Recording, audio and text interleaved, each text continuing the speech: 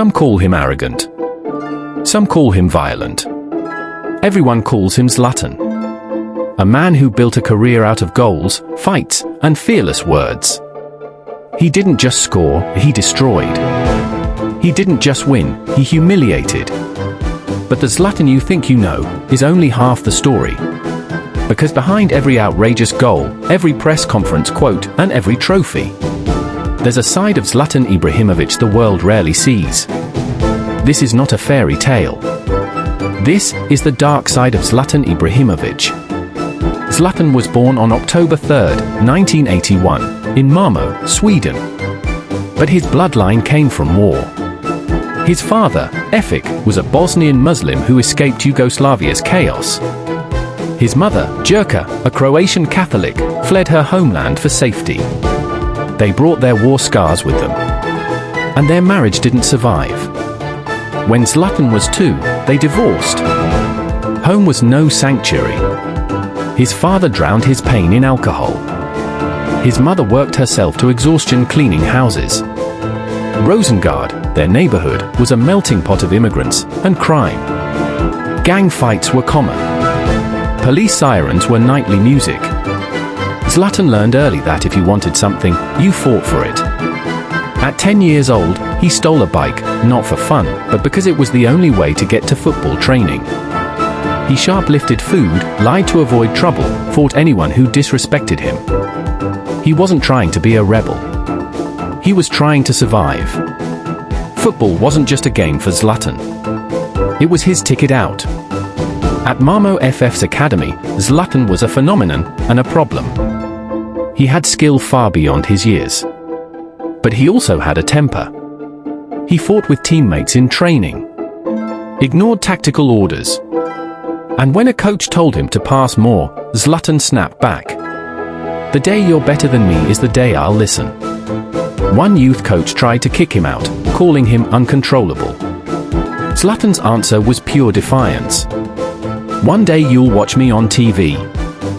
He wasn't wrong. By 1999, he was in the senior team, scoring goals, taunting opponents, and collecting yellow cards. Malmö knew they had a star. But they also knew they couldn't contain him for long. In 2001, Ajax paid €8.7 million for the 19-year-old Swede. It was supposed to be the perfect step for his career. And on the pitch, he delivered magic. But off the pitch, trouble followed. In 2004, during a friendly, Zlatan clashed with Dutch teammate Rafael van der Vaart. A heavy tackle left van der Vaart injured. He accused Zlatan of doing it deliberately. Zlatan's cold reply? "If you accuse me again, I'll break both your legs." The Dutch media branded him as a gangster footballer. Zlatan embraced it. That same year, he scored one of the most outrageous goals in history, dribbling past 5 defenders against NAC Breda. It was beauty mixed with brutality. The perfect symbol of Zlatan. In 2004, Zlatan joined Juventus under Fabio Capello. Capello loved his fire, but worked to sharpen his edge. He made Zlatan study hours of Marco van Basten footage to refine his finishing. Zlatan thrived, but his physical style drew constant warnings from referees. Elbows, shirt pulls, sneaky kicks, all part of his arsenal. Then came the 2006 Calciopoli scandal. Juventus were relegated to Serie B. Fans expected Zlatan to stay and fight. Instead, he walked, signing for rivals Inter Milan. It was the first time many accused him of disloyalty. Zlatan didn't care. Loyalty wasn't in his vocabulary, winning was. At Inter, Zlatan became Serie A's most feared striker. 3 league titles. Countless goals. But there was one moment fans still talk about, his revenge on Marco Materazzi. Years earlier, Materazzi had fouled him brutally. Zlatan never forgot. In a Milan derby, he spotted his chance. A flying kung fu kick to Materazzi's chest sent the defender sprawling. Zlatan later laughed about it. "I waited for years for that." With Mourinho, he had a manager who understood him and let him be himself. But even Mourinho couldn't keep him forever. In 2009, Zlatan signed for Barcelona in a €69 million mega deal. It was a dream move, the world's best team, managed by Pep Guardiola. Zlatan scored in his first 5 league matches. The dream seemed real. But behind the scenes, cracks were forming. Lionel Messi wanted to play as a false 9. Pep Guardiola agreed. And to make space for Messi, Zlatan, with a €69 million striker, was pushed out wide. For Zlatan, it was humiliation. He confronted Pep in the dressing room. "You have no balls. You shit yourself in front of Mourinho. You can go to hell."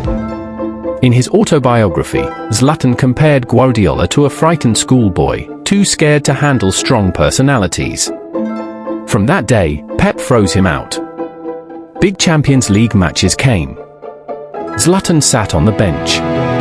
By the summer of 2010, his Barca career was over. Zlatan left with a bitter taste and a lifelong enemy. AC Milan gave Zlatan what Barcelona couldn't: freedom. In 2011, he led them to the Serie A title, finishing as the league's top scorer. But the dark side never left. During training, he once threw a bib in a teammate's face after losing a small-sided game. On the pitch, he confronted referees with a glare that froze them. When Milan sold him to PSG in 2012, Zlatan promised, "I came as a king. I leave as a legend." And in Paris, he would prove it. Paris Saint-Germain made Zlatan their superstar.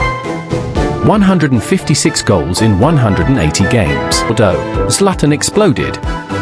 "In 15 years, I've never seen a referee like this.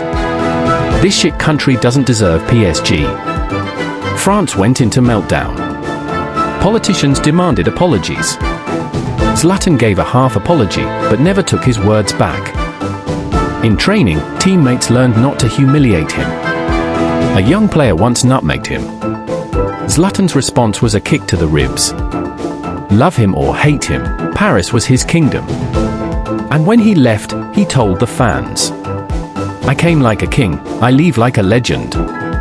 They believed him. They said he was too old for England. Too slow. Too fragile. At 35, Zlatan arrived at Manchester United and scored 28 goals in his first season.